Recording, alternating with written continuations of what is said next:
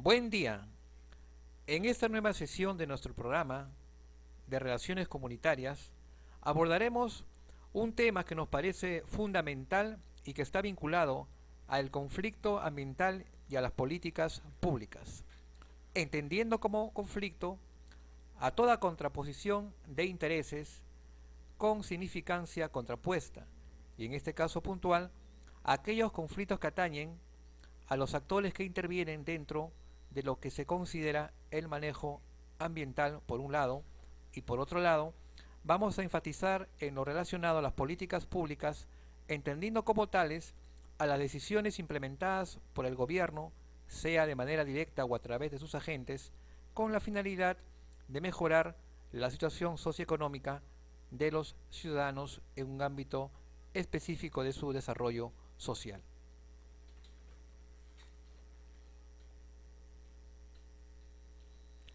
Para el desarrollo de la presente clase será necesario, en manera básica y fundamental, incidir en el sistema legal, es decir, en el marco jurídico que regula las relaciones entre el medio ambiente y el sector minero. Es por ello que se ha configurado la presente estructura jurídica en tres niveles fundamentales: en el político-social, en el ámbito específicamente minero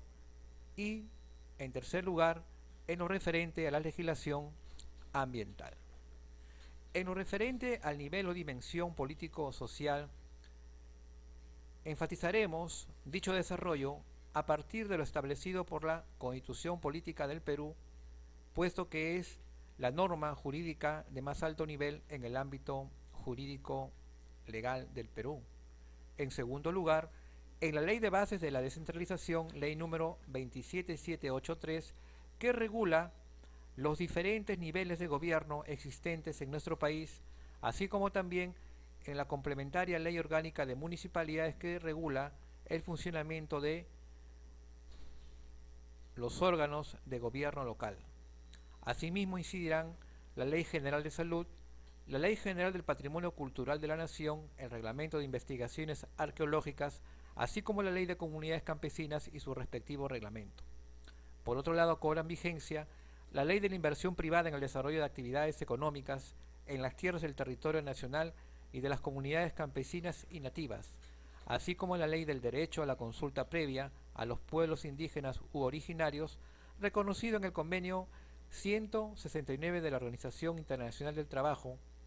instrumento jurídico aprobado en 1989 y que el Estado peruano ratificó en 1994 y que como tal tiene fuerza vinculante puesto que ha sido incorporado al ordenamiento jurídico de la nación. Con referencia al segundo nivel vinculado al sector minero, será imprescindible recurrir al texto único ordenado de la Ley General de Minería, el Decreto Supremo número 014-92 de Energía y Minas, así como también al Reglamento de Protección Ambiental en la actividad minero-metalúrgica, el Decreto Supremo número 016-93, Energía y Minas. Complementariamente, es imprescindible recurrir al Reglamento de Participación Ciudadana en el subsector de la minería y a las normas que regulan el proceso de participación ciudadana en el subsector minero. Por otro lado, cobran relevancia la norma sobre imposición de servidumbre, el Reglamento de Seguridad e Higiene Minera y el compromiso previo como un requisito para el desarrollo de actividades mineras y normas complementarias según lo establecido en el Decreto Supremo número 042-2003 del sector energía y minas. Con estas dos fases del ordenamiento jurídico, será necesario complementar lo expuesto con la legislación que regula el ámbito medioambiental, para lo cual es fundamental analizar la ley número 28611, que es la Ley General del Medio Ambiente. Asimismo, será necesario recurrir a la Ley de Evaluación de Impacto Ambiental para Obras y Actividades, a la Ley Orgánica para el Aprovechamiento Sostenible de los Recursos Naturales, a la Ley sobre la Conservación y el Uso Sostenible de la Diversidad Biológica, así como también a la Ley Marco del Sistema Nacional de Gestión Ambiental, la Ley número 28245, que complementariamente se va a desarrollar con la ley que establece el Sistema Nacional para la Evaluación de Impactos Ambientales, la Ley número 27446, y los decretos supremos 05697 de la PCM y el decreto supremo 012-2009 del Ministerio del Ambiente. El primero regula la aprobación de los estudios de impacto ambiental y los programas de adecuación y manejo ambiental, mientras que el segundo la política nacional del ambiente respectivamente. Con estas tres dimensiones o niveles del ordenamiento jurídico es como el Estado peruano hace frente dentro de sus políticas públicas al manejo de los conflictos socioambientales.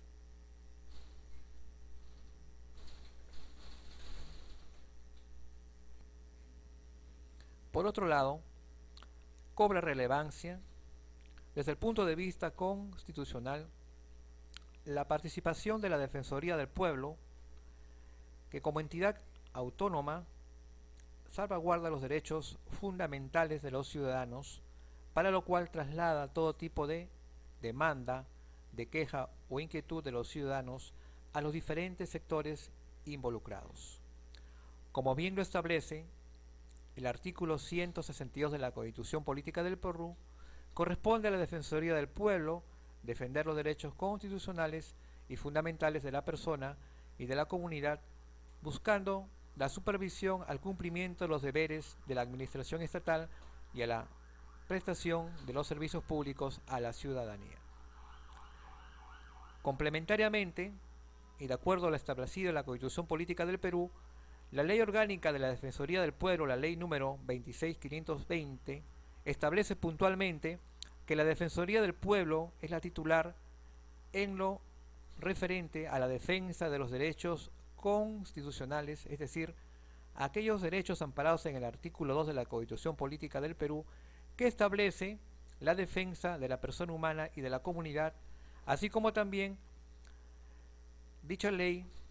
incide en la supervisión al cumplimiento de los deberes de la administración pública y a la prestación de los servicios públicos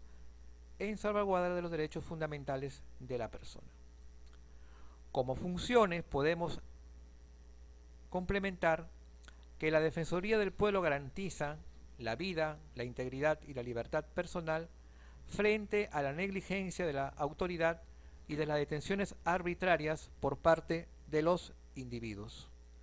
Asimismo, salvaguarda la salud, el abastecimiento de medicamentos, el acceso y el buen trato de personas y la educación gratuidad de la enseñanza, así como también el acceso a la calidad de la educación, proveyendo a su vez de los servicios públicos del transporte y de servicios básicos como es la electrificación, el saneamiento y el acceso a las telecomunicaciones. Finalmente, salvaguarda todo lo referente a la protección al medio ambiente, a la contaminación ambiental, a los residuos sólidos y al uso sostenible de los recursos. Complementariamente diremos que la Defensoría del Pueblo también tiene como finalidad prevenir actos de corrupción, promoviendo actitudes éticas en lo referente a la función pública, propugnando la transparencia y el acceso a la información pública de acuerdo a lo establecido en la Ley de Transparencia y Acceso a la Información. A su vez, salvaguarda la supervisión a los portales de transparencia. Diremos, por otro lado, que la Defensoría del Pueblo vela también por una adecuada garantía a la seguridad ciudadana, supervisando el correcto trato por parte de los efectivos del orden en las respectivas comisarías frente a situaciones puntuales que puedan generar abuso de autoridad y afrenta contra los derechos humanos de los ciudadanos. Promueve, por otro lado, un accionar de interacción y de traslado de demandas en situaciones de conflictos sociales, promoviendo un sistema de monitoreo de los mismos. Y finalmente diremos que la Ley Orgánica de la Defensoría del Pueblo también salvaguarda todo lo referente a el derecho de los ciudadanos a una identidad y al acceso a su respectivo documento que garantiza su ciudadanía y sus respectivos datos de identidad nacional.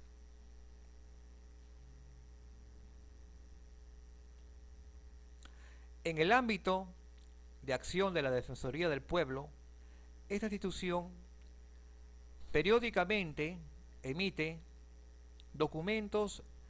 que son una muestra real y efectiva del manejo de los conflictos sociales, así como también del monitoreo que se realiza a los mismos. Es por eso que en los días previos al ascenso del presidente Ollanta-Humala, la Defensoría del Pueblo en el mes de julio del presente año había detectado 227 conflictos sociales, de los cuales 117 eran de carácter medioambiental. Y eso se establece dentro de lo que es el sistema de monitoreo de conflictos sociales, o también conocido por sus iniciales de 5, que tiene como objetivos recopilar, procesar e informar de manera objetiva y transparente sobre todo lo que concierne a la situación y evolución de la conflictividad social en el país. En segundo lugar, plantea también como objetivo alertar de manera oportuna a los actores del conflicto y al país sobre el estado de los conflictos sociales, a fin de que adopten las medidas que consideren más pertinentes. En lo referente a sus actividades, en primer término se plantea el ingreso de información relevante de un conflicto social, y en segundo lugar, el almacenamiento de información que servirá de insumo para los tomadores de decisiones, que sobre la base del procesamiento de los datos permitirán emitir una información procesada para el análisis de la conflictividad social. En un segundo plano, la Defensoría del Pueblo también interviene en lineamientos, en directivas y en protocolos, con la finalidad de una adecuada gestión y solución a dichos conflictos sociales. El protocolo de actuación defensorial en conflictos sociales es un documento cuyo contenido establece las modalidades de intervención defensorial. Las directivas, por otro lado, son lineamientos para la actuación de la Defensoría del Pueblo en casos de estado de emergencia. Es un documento que orienta la intervención de los comisionados en situaciones en las que se ha suspendido el ejercicio de determinados derechos y autoriza la participación de las Fuerzas Armadas en el restablecimiento del orden. Por otro lado, dentro de los lineamientos, la Contraloría o Defensoría del Pueblo, en este caso puntual, plantea, frente a situaciones de conflictos, acciones humanitarias a través de un documento en el que se establece el tipo de situaciones de riesgo humanitario en conflictos violentos. Con respecto al desarrollo de capacidades de la Defensoría del Pueblo en prevención y gestión de conflictos sociales, es necesario la capacitación de comisionados de la Defensoría del Pueblo en prevención y gestión de conflictos sociales, de tal modo que durante los años 2007 y 2008 se implementaron talleres de capacitación presencial para jefes de oficina y comisionados de todas las oficinas defensoriales del pueblo. En segundo lugar, se plantea la capacitación de funcionarios públicos de los gobiernos regionales y locales en prevención y gestión de conflictos sociales, de tal modo que entre los años 2009 y 2010, la Defensoría del Pueblo implementó 10 cursos talleres denominados Prevención y Gestión de Conflictos Sociales en igual número de departamentos, con la participación de más de 300 funcionarios que, correctamente y adecuadamente capacitados, servirán como comisionados de la Defensoría del Pueblo para actuar como mediadores entre los sectores del gobierno y la comunidad, a fin de encontrar solución a las numerosas demandas de las comunidades nativas y campesinas frente a un determinado conflicto social. Con respecto a la investigación para la transformación de conflictos sociales, en el ejercicio de sus funciones, la Defensoría del Pueblo, como órgano autónomo, puede también iniciar investigaciones de mayor alcance orientadas a analizar problemáticas de fondo, identificando los derechos vulnerados por las respectivas empresas mineras por determinadas organizaciones privadas que vulneran derechos fundamentales y atentan contra el ecosistema y el equilibrio sostenible. Es por ello que la Defensoría del Pueblo intermedia frente a los vacíos e incumplimientos por parte de la Administración estatal, formulando recomendaciones. Así lo demuestran los informes elaborados por dicha institución, como fue el informe sobre conflictos socioambientales por actividad extractiva en el Perú, así como también un segundo informe relacionado a los derechos a la consulta como mecanismo para institucionalizar el diálogo entre el Estado y los pueblos indígenas. Y finalmente, diferentes actuaciones defensoriales como consecuencia del conflicto conocido como el Baguazo del 5 de junio del 2009, conflicto en el cual la Defensoría del Pueblo tuvo un rol protagónico con la finalidad de encontrar responsabilidades por parte de los funcionarios del Estado frente a omisiones que trajeron como consecuencia este lamentable suceso que implicó la muerte de 24 policías y 10 ciudadanos indígenas de las comunidades Aguajún en el departamento de Amazonas.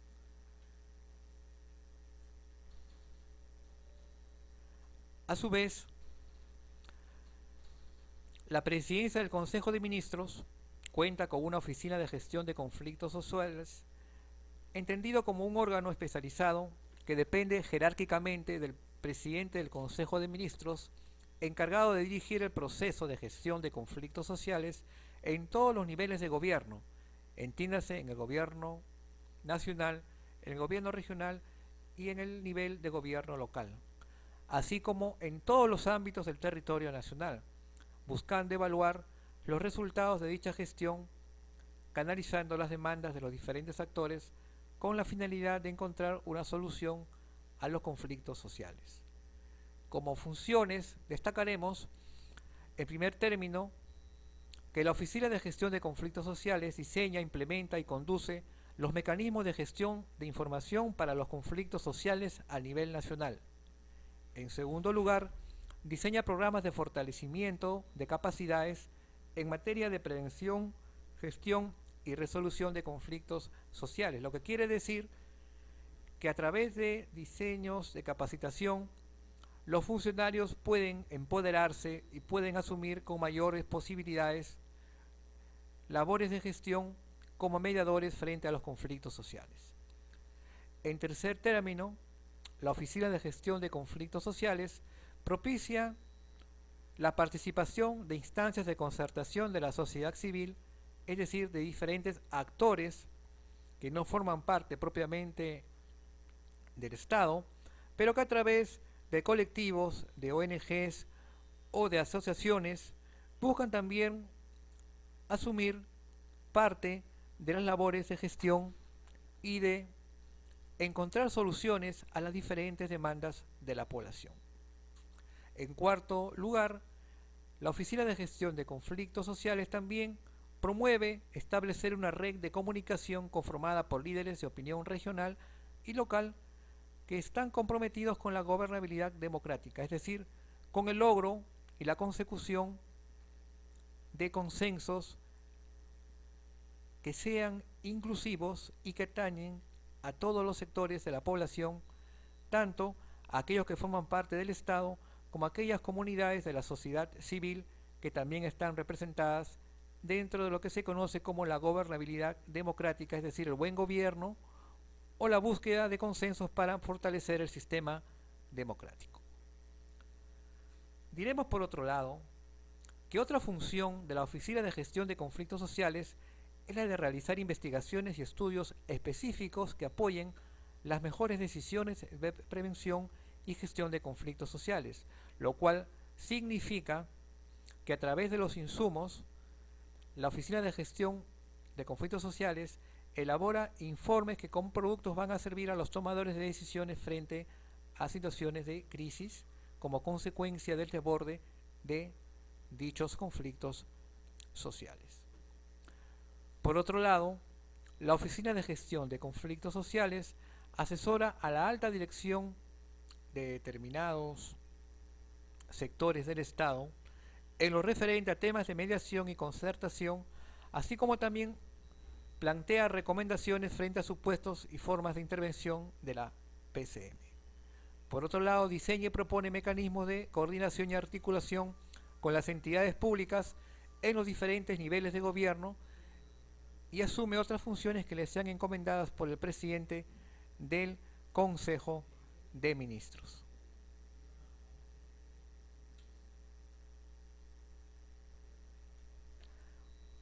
En el cuadro adjunto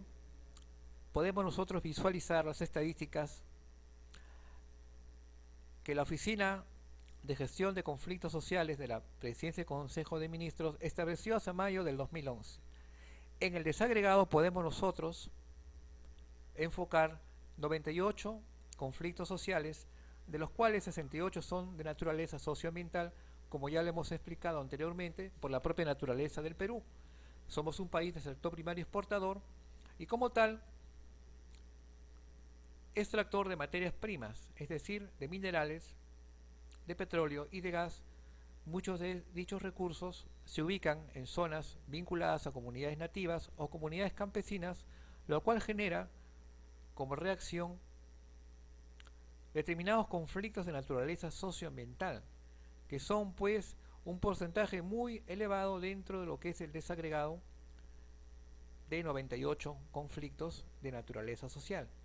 A su vez, dentro de los conflictos sociales también podemos nosotros visualizar asuntos sociales,